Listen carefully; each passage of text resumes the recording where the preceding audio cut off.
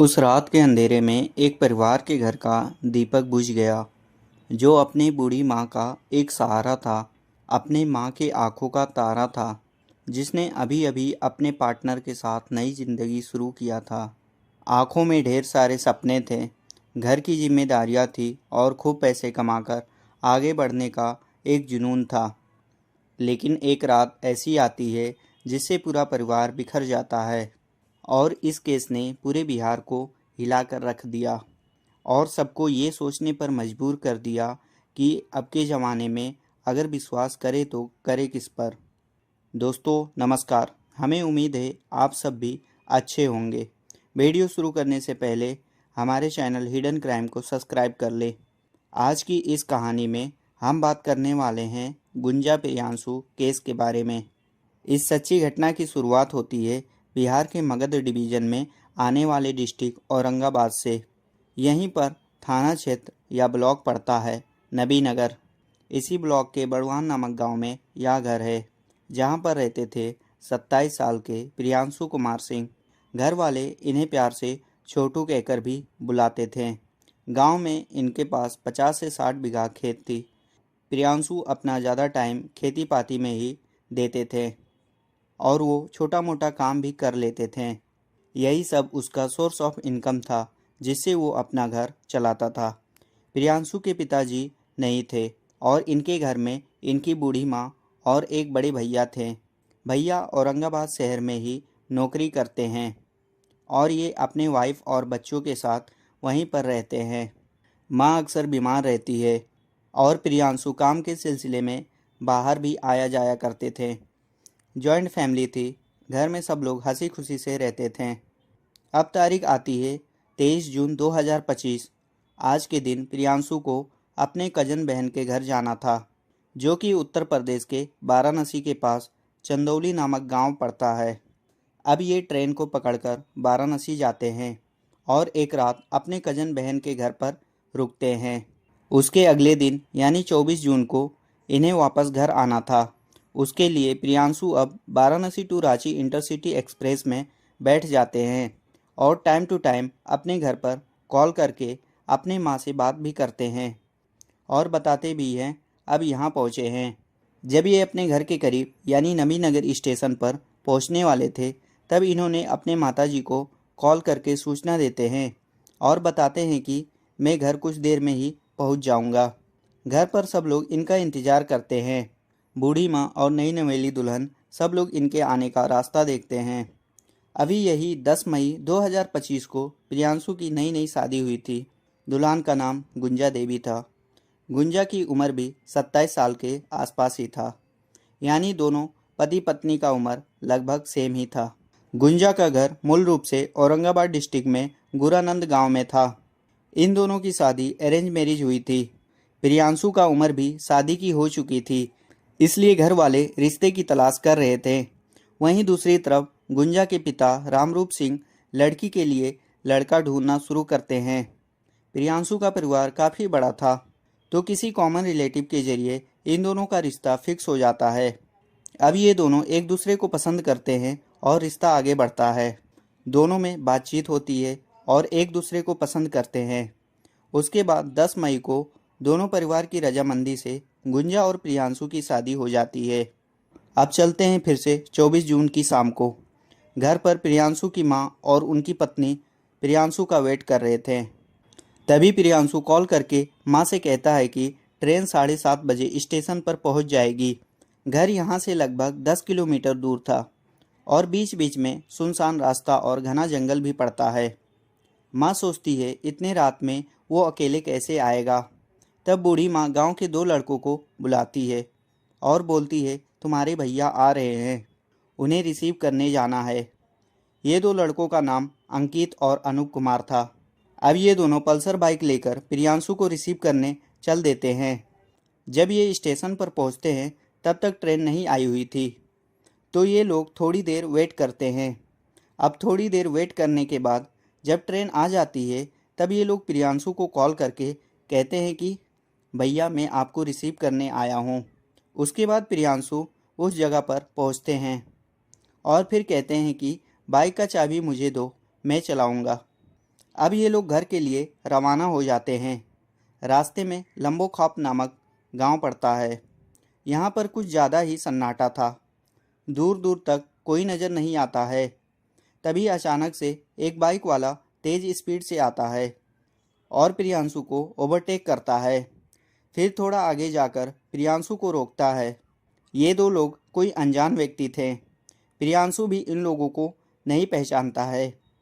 तभी ये लोग कहते हैं कि मुझे देवराज बिगा गांव में जाना है, लेकिन मुझे एड्रेस नहीं मालूम है।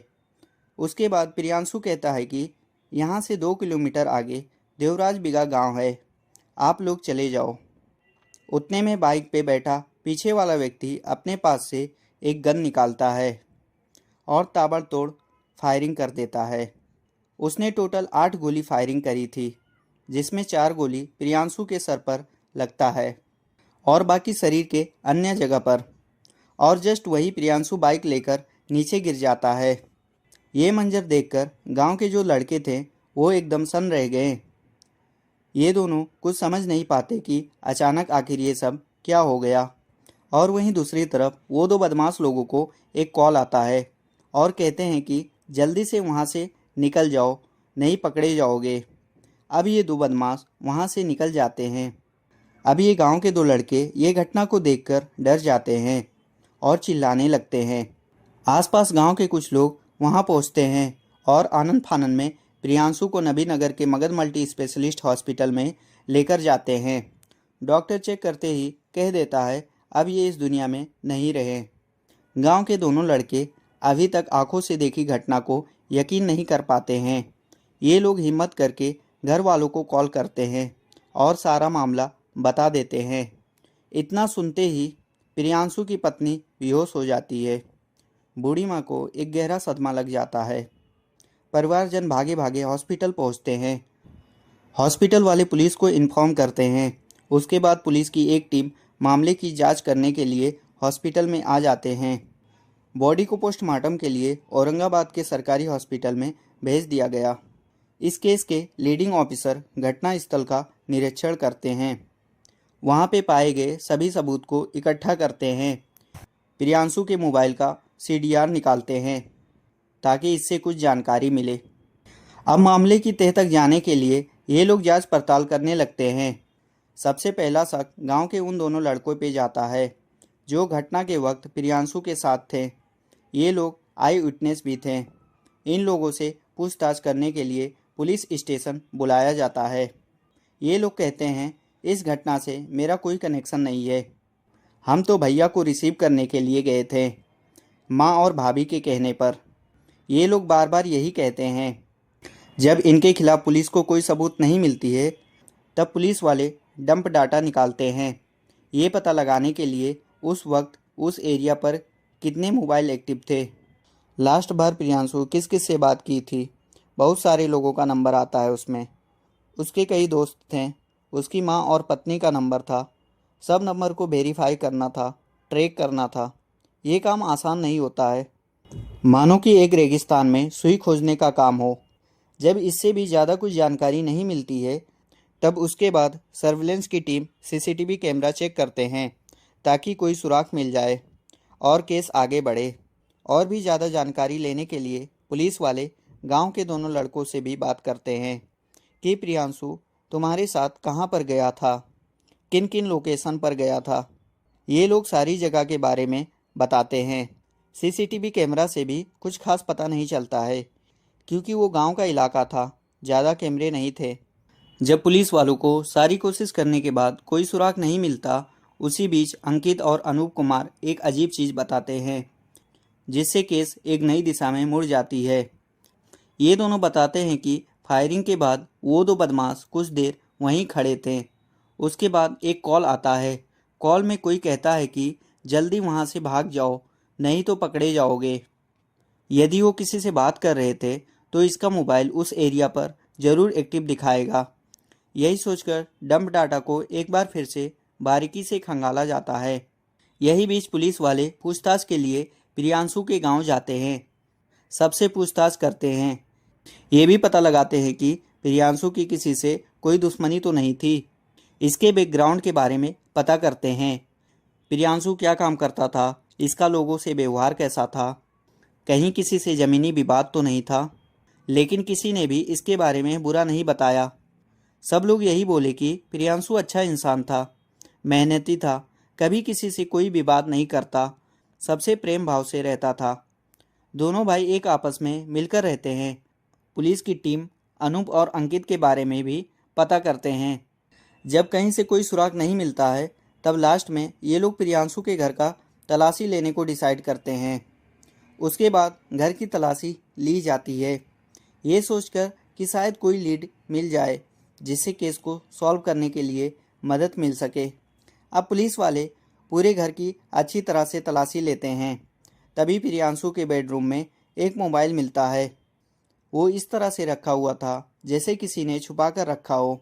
अब पुलिस वाले घर के सभी लोगों से पूछते हैं, ये मोबाइल किसका है। प्रियांशु के भैया भाभी और उनकी माँ कहती हैं, मुझे नहीं मालूम किसका मोबाइल है। और जब गुंजा से पूछा जाता है तो वो कहती है, ये मेरा मोबाइल फ़ोन है। ये सुनकर घर वालों को बहुत अजीब लगा, क्योंकि गुंजा के पास एक दूसरा मोबाइल था। उसी मोबाइल को गुंजा यूज करती थी। तो फिर ये दूसरा मोबाइल कहाँ से आया और ये दो दो मोबाइल आखिर क्यों चला रही थी। सबके मन में ये सवाल आता है। पुलिस को भी कहीं ना कहीं गुंजा के ऊपर कुछ डाउट होता है। अब गुंजा शक के घेरे में आ जाती है। पुलिस का शक यकीन में तब बदलता है जब ये लोग उस मोबाइल में दो सिम पाते हैं। एक सिम पुराना लग रहा था और दूसरा नया। ऐसे लग रहा था कि जैसे अभी कुछ दिन पहले ही इस सिम को निकाला गया है। अब दाल में कुछ काला लगता है। ये गुंजा के बैकग्राउंड के बारे में जानकारी निकालते हैं और साथ में दोनों फ़ोन एग्जामिन के लिए ले लेते हैं। जो फ़ोन गुंजा रेगुलर यूज करती थी और जो एक पुलिस वाले तलाशी के टाइम पर पाए हुए थे। यहीं से इस केस की सारी परतें खुलने लगती है। पुलिस वाले सबसे पहले दोनों फ़ोन की कॉल हिस्ट्री निकालते हैं, व्हाट्सएप हिस्ट्री चेक करते हैं, सोशल मीडिया अकाउंट चेक करते हैं। तभी ये लोग पाते हैं कि घटना वाले दिन गुंजा ने अपने फूफा जी को 50 से ऊपर बार कॉल किया था। पुराने वाले सिम से गुंजा अपने फूफा से रेगुलर बात करती थी, जबकि जो नया वाला सिम था उससे ज़्यादा बार किसी को कॉल नहीं की थी। बस घटना वाले दिन ही इसने किसी अननोन नंबर पे बात करती है। डंप डाटा में वो अननोन नंबर उसी एरिया और उसी टाइम पर एक्टिव दिखाता है, 24 जून 7:30 बजे रात को। इससे इतना क्लियर हो जाता है कि फायरिंग करने वाले इंसान और गुंजा के बीच कुछ तो कनेक्शन है। अब ये दोनों को पुलिस अपने हिरासत में ले लेती है और पूछताछ करती है। जब पुराने वाले नंबर की सीडीआर निकालते हैं तो पता चलता है कि शादी वाले दिन इसने अपने फूफा जी को 99 बार कॉल किया था। ये बातें पुलिस वालों को थोड़ी अटपटी लगती है। ये सोचते हैं कि फूफा से ऐसा क्या काम हो सकता है, ऐसा क्या इम्पोर्टेंट बात हो सकती है एक 27 साल की भतीजी को 60 साल के फूफा से। ये बातें पुलिस को हजम नहीं होती है। तब ये लोग गुंजा और फूफा जी का बैकग्राउंड को खंगालते हैं। फूफा का नाम जीवन प्रसाद सिंह था। उम्र यही कुछ 60 साल के आसपास है। झारखंड के पलामू डिस्ट्रिक्ट के डाल्टनगंज के रहने वाले थे। कारोबारी आदमी थे, मल्टी बिजनेस था इनका। गांव में इनका बहुत नाम भी था। पॉलिटिक्स में अच्छी खासी पकड़ थी। डाल्टनगंज के नगर निगम के चुनाव में अपनी पत्नी को भी इलेक्शन में खड़ा किए थे, लेकिन इनके भाई की पत्नी भी इनके अपोनेंट खड़ी थी, इसलिए वोट कट जाता है और इनकी पत्नी हार जाती है। गुंजा इनके घर पर बचपन से ही रहती है, क्योंकि गुंजा का घर जहाँ था वो गांव इलाका था।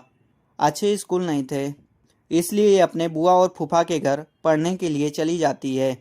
फूफा शहर में रहते हैं, वहाँ अच्छी स्कूल थे, कॉलेजेस था, हर चीज़ की फैसिलिटीज़ थी और बुआ भी चाहती थी भतीजी अच्छे से पढ़े।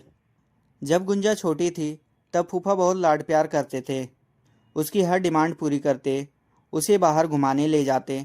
लेकिन गुंजा जैसे जैसे बड़ी होती है, फूफा और गुंजा के बीच नज़दीकियाँ बढ़ने लगती है। ये दोनों एक दूसरे से प्यार करने लगते हैं, सारी मर्यादा पार कर देते हैं। अभी तक गुंजा और फूफा के बीच में क्या चल रहा है किसी को कुछ भी नहीं मालूम था। गुंजा भी अपने फूफा को बहुत चाहती थी, लेकिन एक शाम कुछ ऐसा होता है जिससे इन दोनों की पोल खुल जाती है। बुआ इन दोनों को अचेतक अवस्था में देख लेती है। ये बात अब ये अपने भाई को बताती है और कहती है गुंजा को यहाँ से ले जाओ। इसकी उम्र शादी की होने लगी थी, ये बड़ी हो गई थी। अब गुंजा के पिताजी इसके लिए रिश्ते की तलाश करते हैं। एक दो रिश्ते देखते हैं, सबकी रजामंदी रहती है, लेकिन फूफा जी लड़के में कुछ कमी निकाल देते हैं और रिश्ता टूट जाता है। ऐसे 2-3 बार हो चुका था। घर वालों को लगता है कि फूफा गुंजा को अपनी बेटी के जैसा मानते हैं, इसलिए किसी अच्छे रिश्ते की तलाश में हैं। लेकिन किसी को क्या पता इनके काले कारनामे का। गुंजा भी कहती है मुझसे शादी कर लीजिए, लेकिन फूफा मना कर देता है। कहता है मेरी बहुत बदनामी होगी, कारोबार डूब जाएगा, समाज में नाम खराब होगा। जब प्रियांशु की शादी गुंजा से फिक्स होती है, पहले गुंजा मना करती है, लेकिन बाद में मान जाती है।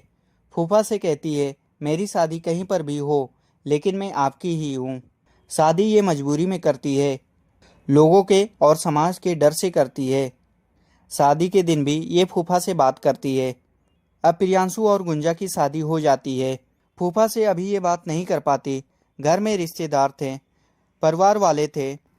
अब नई नवेली दुल्हन कहीं अकेले में छुपकर भी बात नहीं कर सकती, लोग देखेंगे तो शक करेंगे। 8 से 10 दिन बाद जब सब लोग चले जाते हैं, फूफा और इसके बीच फिर कॉल पे बात होने लगती है। देर देर तक फ़ोन पे लगी रहती थी। प्रियांशु को एक दिन डाउट हुआ तो ये पूछता है कि तुम ये किससे बात करती हो। तभी गुंजा कहती है कि अपने फूफा से। प्रियांशु को यकीन नहीं होता है तो उसका मोबाइल भी चेक करता है कंफर्म करने के लिए। गुंजा कहती है अपने फूफा से बात कर रही हूँ, इसमें क्या गलत है। इतना सुनने के बाद भी प्रियांशु को यकीन नहीं होता है। तब वो गुंजा का मोबाइल चेक करता है। गुंजा सच में अपने फूफा से ही बात कर रही थी। अब प्रियांशु को भी अपने पत्नी पर शक होने लगता है कि आखिर ये मामला क्या है, ये फूफा से इतना क्यों बात करती है। ये अब गुंजा पर नज़र रखने लगता है। ये बात जब गुंजा को पता लगता है तब ये फूफा से कह देती है। अब फूफा और गुंजा के बीच प्रियांशु कांटा बन रहा था। फूफा प्लान बनाता है प्रियांशु को मारने के लिए। गुंजा से कहता है कि तुमको 40 लाख देंगे, डाल्टनगंज में एक बड़ा सा प्लॉट तुम्हारे नाम कर देंगे और तुम्हारे पति की सारी संपत्ति तुम्हारे नाम करवा देंगे। क्योंकि गुंजा को यकीन था कि फूफा पावरफुल आदमी है, ये कुछ भी करवा सकता है। दोनों अब साजिश में जुड़ जाते हैं। जीवन सिंह अपने कांटेक्ट के थ्रू 2 लड़कों को बुलाता है प्रियांशु को मारने के लिए, जयशंकर चौबे और मुकेश शर्मा। गुंजा एक फ़ोटो फूफा को देती है ताकि वो दोनों लड़के प्रियांशु को पहचान सके। अब शंकर और मुकेश को प्रियांशु की पत्नी अपडेट देती रहती है, कब कहाँ उसका पति जाता रहता है और लगातार अपने फूफा से कांटेक्ट करती रहती है। जब प्रियांशु अपने कजन सिस्टर के घर से वापस आने की बात अपने पत्नी गुंजा को बताता है, तब गुंजा ये बात अपने फूफा से बताती है। जीवन सिंह इस जानकारी को अपने 2 बदमाशों को देता है। गुंजा बार बार कॉल करके उसकी लोकेशन पूछती है कि कहाँ तक पहुँचे, कब आओगे। पति बेचारा, उसको क्या पता कि वो जिससे इतना प्यार करता है वो उसको मारने की साजिश कर रही है। गुंजा छोटी से छोटी खबर अपने फूफा जीवन सिंह को देती है। दूसरी तरफ जीवन सिंह उन बदमाशों को खबर देता। अब ये लोग उसका इंतज़ार करते हैं और बताए हुए लोकेशन पर जाते हैं काम को अंजाम देने के लिए। उसके बाद सारी चीज़ें होती है। ये कहानी एक पवित्र रिश्ते पे दाग साबित होती है। गुंजा के घर वालों को सब पता था कि गुंजा का अफेयर उसके फूफा जीवन सिंह से है, लेकिन तब भी प्रियांशु को बिना कुछ बताए उसकी शादी करवा देते हैं। अब समय आता है 2 जुलाई। इसी दिन प्रेस कॉन्फ्रेंस करके पुलिस इस केस का खुलासा करते हैं। गुंजा समेत उसके फूफा और दोनों बदमाशों को हिरासत में लेकर कानूनी कार्रवाई की जाती है। वैसे तो आरोपियों के खिलाफ सज़ा अदालत तय करेगी, लेकिन आपको मौका दिया जाए तो आप ऐसे लोगों को क्या सज़ा देंगे, कमेंट बॉक्स में ज़रूर बताएं। अगर आपको हमारी मेहनत पसंद आई हो तो इस वीडियो को लाइक करते हुए शेयर भी करें। अगर आपने अब तक हिडन क्राइम चैनल को सब्सक्राइब नहीं किया है तो जल्दी से चैनल को सब्सक्राइब करते हुए बेल आइकन भी दबा लें। क्राइम की दुनिया से जुड़ी ऐसी ही कहानियों के लिए हमारे साथ लगातार जुड़े रहें। धन्यवाद।